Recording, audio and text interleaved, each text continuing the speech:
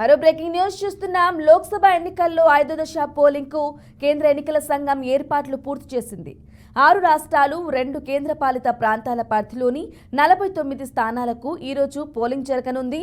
కాంగ్రెస్ మాజీ అధ్యక్షుడు రాహుల్ గాంధీ, కేంద్ర మంత్రులు రాజ్నాథ్, స్మృతి ఇరానీ, జమ్మూ కాశ్మీర్ మాజీ ముఖ్యమంత్రి ఒమర్ అబ్దుల్లా తదితర కీలక నేతలు పోటీ చేస్తున్న నియోజకవర్గాల్లోనూ ఈ రోజే పోలింగ్ చేపడుతున్నారు. 7 దశలను చూస్తే ఈ 5వ దశలోని అత్యంత తక్కువగా 49 స్థానాల్లో పోలింగ్ జరుగుతోంది.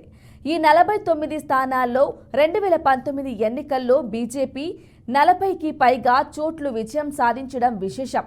దీంతో ఈ దశ బీజేపీకి ఎంతో ప్రతిష్టాత్మకంగా మారింది.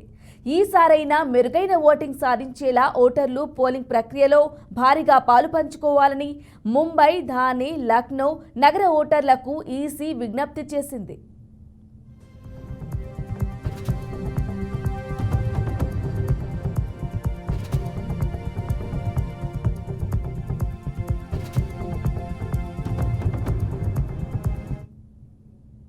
విపక్షాలు అధికారంలోకి వస్తే అయోధ్య బాలరామాలయం పైకి బుల్డోజర్లను పంపిస్తారని మోదీ తీవ్ర విమర్శలు. ఎన్డీఏ 400 చోట్ల గెలిస్తే రాజ్యాంగాన్ని ఇష్టం వచ్చినట్లు మారుస్తోందని, రిజర్వేషన్లు తీసేస్తోందని కాంగ్రెస్ విమర్శలతో 5వ దశ ప్రచార పర్వంలో కాస్తంత వేడి పుట్టించింది.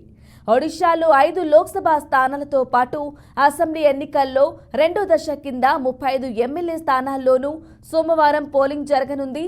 బిజు జనతా దళ్ అధ్యక్షుడు నవీన్ పట్నాయక్ పోటీ చేస్తున్న హింజేలి అసెంబ్లీ స్థానంలో ఈ రోజే పోలింగ్ ఉంది. లోక్సభ ఎన్నికల్లో 4వ దశ ముగిశాక 543 స్థానాలకు గాను 23 రాష్ట్రాలు యూటీల్లో ఇప్పటిదాకా 379 స్థానాల్లో పోలింగ్ పూర్తయింది. 6వ దశ పోలింగ్ మే 25న, 7వ దశ జూన్ 1న జరగనుంది.